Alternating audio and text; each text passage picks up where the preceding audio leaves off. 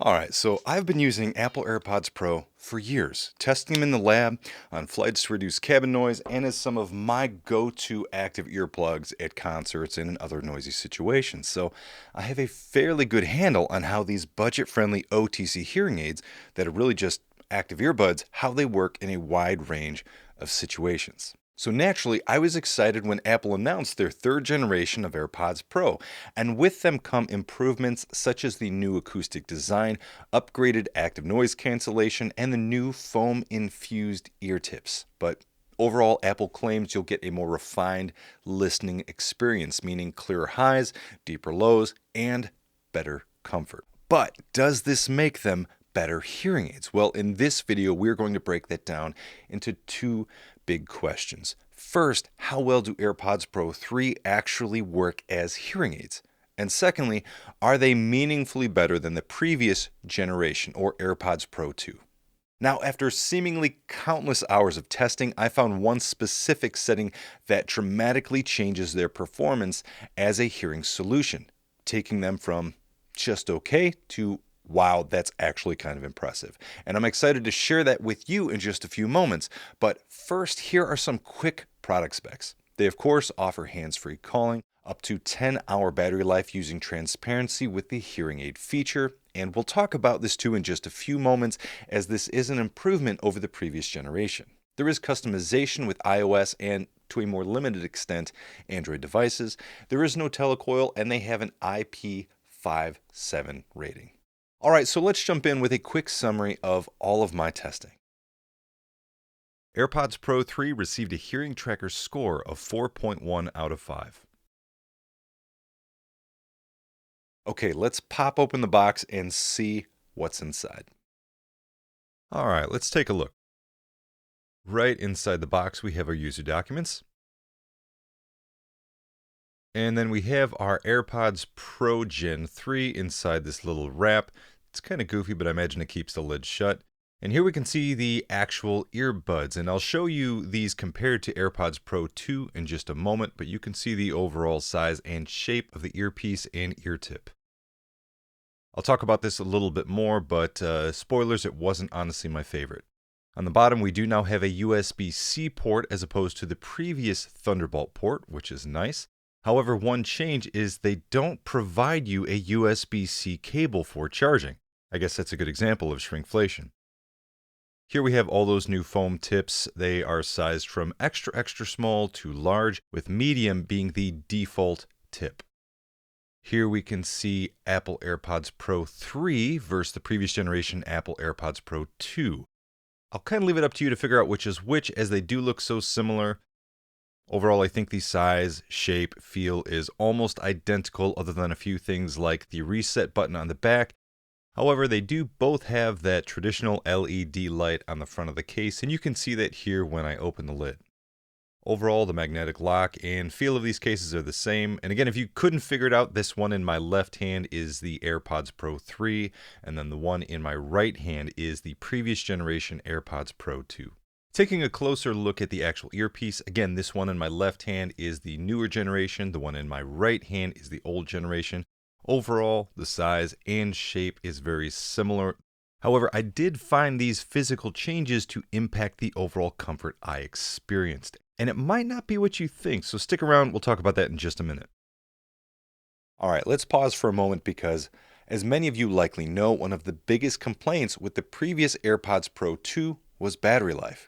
They only had around 8 hours using the transparency mode, and with only 8 hours, you really missed the mark on all-day use, and that led to them being described for more situational use. But with AirPods Pro 3, the battery life using transparency mode with the hearing aid feature bumps up slightly to around 8 hours. So it's still not amazing, but it is definitely better and right at that threshold of how much time most people will be using their hearing aids to call it all-day use. Let's talk about wireless features, and by that I mean how you control AirPods Pro 3. Unlike most OTC or prescription hearing aids, there isn't a dedicated AirPods hearing aid app.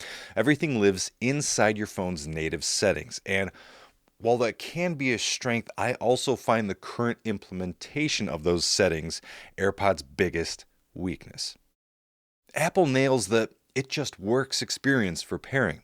Open the case and your phone recognizes your buds instantly. But when it comes to accessing hearing settings, it's a bit buried. The path is settings, your AirPods, hearing assistance, enable hearing aid, then adjustments. You can also get there via the control center by swiping from the top or bottom of your screen depending on your iPhone. However, let's say you were using noise cancellation because you were flying and now you want to switch back to transparency and the hearing aid mode. Well, to do this, you must go back to your native phone settings, select your AirPods, and switch your listening mode. You can also do this from the control center, but it's accessed from a separate menu by pressing the volume control slider and then selecting the listening mode icon on the bottom left of your screen.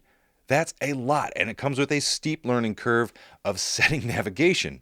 Maybe there is an easier way to juggle these settings, but I haven't found it. If you have, please let me and everyone else know in the comments below. Once you're in, the controls are useful. You have volume control or amplification, there's left-right ear balance, a darker, brighter tone control which shifts emphasis towards either bass or speech clarity, there's ambient noise reduction and conversation boost. To me, the bottom line is that together these controls are powerful and effective, but access and discoverability could be much better. Apple treats AirPods primarily as earbuds, which is fair, but the hearing features feel like a hidden corner rather than a user-friendly experience for those accessing this accessibility feature. And to me, that is a real shame because when set up right, AirPods Pro 3 can be surprisingly capable as hearing aids. Now, if you'd like a more guided tour of the app and programming your AirPods as hearing aids, check out my other full step-by-step guide. But all this customization begs the question, can AirPods Pro 3 actually function as hearing aids and improve speech clarity? At around $200, they're fairly inexpensive, so how far can they really go? To answer that, I ran multiple tests, tried different settings, and evaluated them as both hearing aids and earplugs through our standard HearAdvisor lab protocols. These include industry standard measures and predictive models that estimate real-world performance. And here is what we found. When we look at the initial fit, meaning the out-of-the-box hearing aid setup after entering our audiogram, enabling conversation boost, and turning on ambient noise reduction, performance wasn't great. In fact, Pro 3 actually scored slightly lower than the previous Pro 2. But for our tune test, we increased the default volume and pushed the darker, brighter control to the brightest setting. After doing this, the audio performance jumped, essentially matching the previous generation. These are respectable results, especially given a $200 earbud that also does 1,000 other things. But here's where things get really interesting, and to me, this is the biggest surprise of this entire review. I mentioned earlier there's one setting that dramatically affects AirPods hearing aid performance, and that setting is ambient noise reduction. Now, you might think that turning this up would help reduce unwanted noise and make speech easier to hear, but that is not what happens. Ambient noise reduction actually lowers all sounds, including speech. It makes the listening experience more comfortable, sure, but at the direct expense of clarity. When I reduced ambient noise reduction to the lowest possible setting, amplification increased, speech clarity improved, and AirPods Pro 3 delivered far better performance. In fact, with this one change, AirPods reached levels that rival the better OTC devices and even rubbed shoulders with the audio performance of prescription hearing aids. So if you take nothing else from this section, turn ambient noise reduction down if you're using AirPods as hearing aids and need more clarity. You can explore all of our detailed test data over at HearAdvisor.com. Okay, my favorite part of these videos. Let's hear AirPods Pro 3 hearing assistance feature in a typical cafe setting. So grab your best headphones and keep the volume consistent as we cycle through these sound files of the normal cafe setting without AirPods Pro, and then with them adjusted to either an initial out of the box and a more professionally adjusted tuned fit.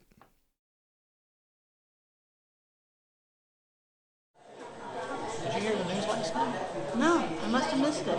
Looks like we're finally getting a break. I mean, it's supposed to be sunny all weekend. Oh, yeah? Perfect timing. Maybe I can finally get out there and do some yard work. Yard work? My mind went to breaking out the grill.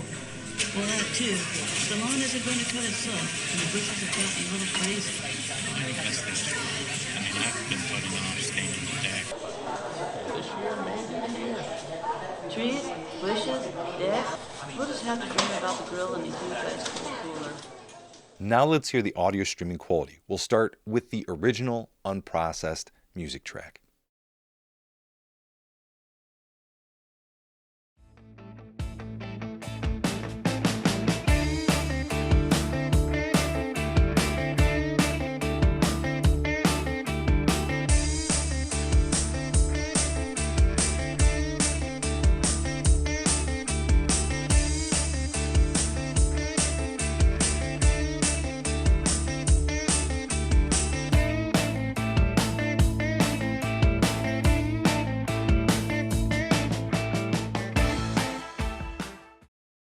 Okay, so are AirPods Pro 3 actually capable OTC hearing aids?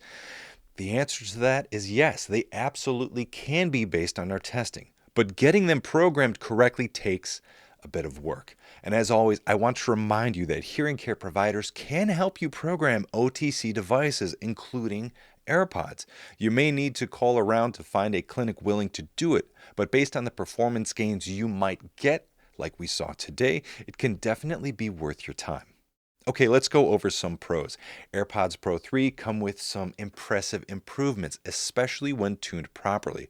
For example, HearAdvisor scores came in at 4.4 for speech and quiet and 3.2 for speech and noise, based on which settings you use, which is competitive again with prescription hearing aids. Now, I am not at all saying they beat RX devices, but the performance is far better than you might expect from earbuds. We also see other improvements such as the battery life, which is now around 10 hours while using transparency mode and Apple's hearing aid feature. They are also relatively affordable. You can often find AirPods Pro for around $200, which is incredibly low compared to other reputable OTC devices that typically run $500 to several $1,000s.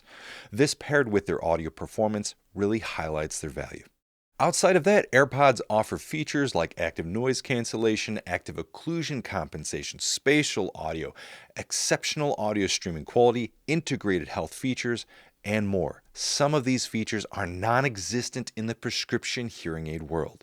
AirPods' hearing protection feature is also a major pro that deserves its own call out. It's excellent, and regardless of whether you have hearing loss or not, hearing protection matters. If you'd like a full video on using AirPods as earplugs, let me know in the comments below. Okay, now let's take a look at some cons. While Apple normally nails the user experience, that's not the case here, at least for me.